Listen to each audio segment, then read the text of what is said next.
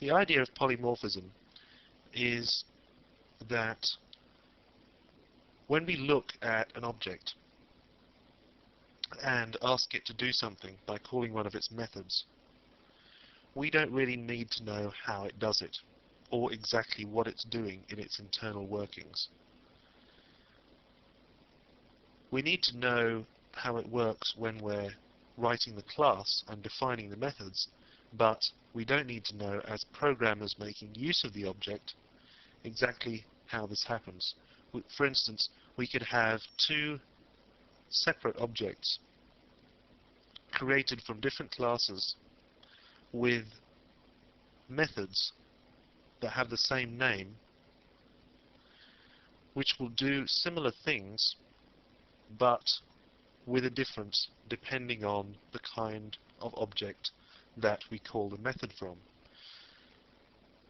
However, the principle of polymorphism is that we don't need to specify anything different when we ask that object to do whatever it is we want to do. Let's look at a concrete example. If we add a method here to the cat class, and we're going to call it make noise, and all this function will do is to make a cat noise. Now, let's say we go back here and strip away some of this extraneous data, and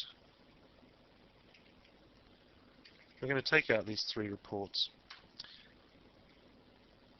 and all we're going to do is we're going to ask Tiddles to make noise by calling the make noise method, and then we're going to ask Moggy, the panther, also to make a noise. Let's save that, and we'll have a look at what happens when we refresh our browser. Now, both Tiddles, the cat, and Moggy, the panther, have made a noise. Unfortunately, because panther inherits from cat, the make noise function has been inherited exactly the same way. So our panther, our big, supposedly scary panther, is making a meow noise. So what we want to do is to overwrite that with a function that makes a more panther-like noise. I'm assuming that panther's raw. I don't have any special knowledge of that kind of thing, so if I'm biologically inaccurate, I hope you'll forgive me. Now let's see what happens when we refresh. As we can see, our panther method, make noise, although we called it with exactly the same syntax, we asked Tiddles to make some noise and we asked Moggy to make some noise, the panther roared while the cat meowed.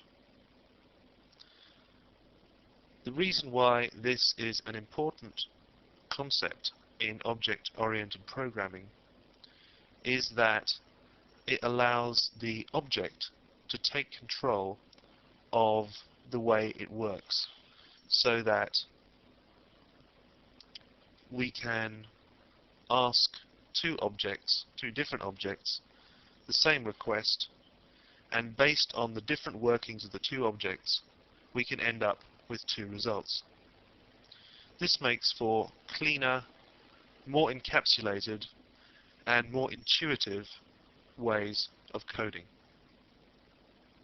In our final movie in this chapter, we're going to have a look at aggregation.